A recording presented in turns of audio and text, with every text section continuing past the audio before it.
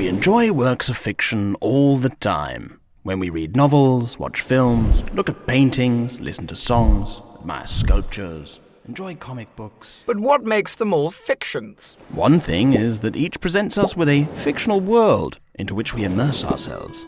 But then, what are fictional worlds, and where do they come from? Well, the philosopher Kendall Walton thinks that to answer that question, we must first look at children's games of make-believe. A child pushes a toy car sideways, making a skidding noise with her mouth and smashing it into a cereal box. The toy car and cereal box are what Walton calls props. Props are things in the real world that make things true in a fictional world, make things fictional. You see, a toy car isn't really a car, it's just a toy. But it becomes a car in the make-believe world of the child's game. Fictionally, it's a car. The toy car does this according to what Walton calls a principle of generation. These principles of generation tell you what is true in the fictional world, given what is true in the real world. The props have a key role in this. These principles can be explicit, as when the child declares, "Let's pretend cereal boxes are walls." They can also be implicit. Children don't always stipulate what to pretend. Sometimes they simply accept a principle implicitly, often because of how props look and operate. What does this have to do with works of fiction? Walton argues that works of fiction, like toy cars, are also props in make-believe games. Novels, films, paintings, etc., like toy cars, generate a fictional world via a principle of generation. A film of a certain Caped Crusader called Batman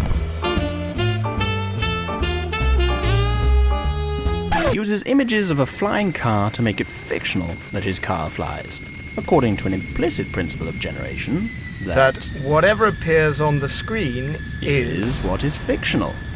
I see. But where does this leave the viewer? Is she supposed to be playing a game of make-believe with the images, the film? The way to understand the viewer's involvement is this. Just as words, actors, and images of flying cars can be props, so a person's emotions, moods, and other mental states can act as props.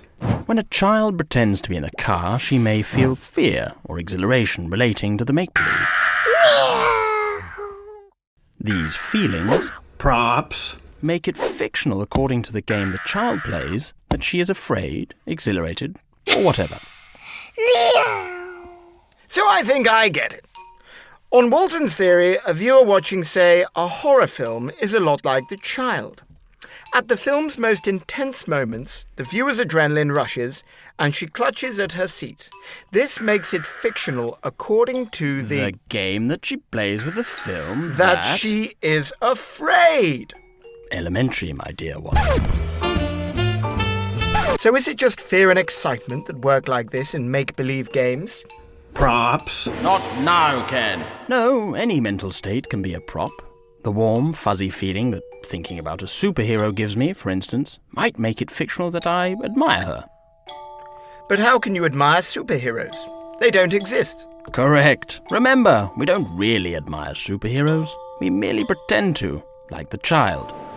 Admiring fictional superheroes doesn't require their existence, any more than playing toy cars requires real cars. It's all make-believe. But then, are you saying that we're also... Afraid so, old chap. Bugger.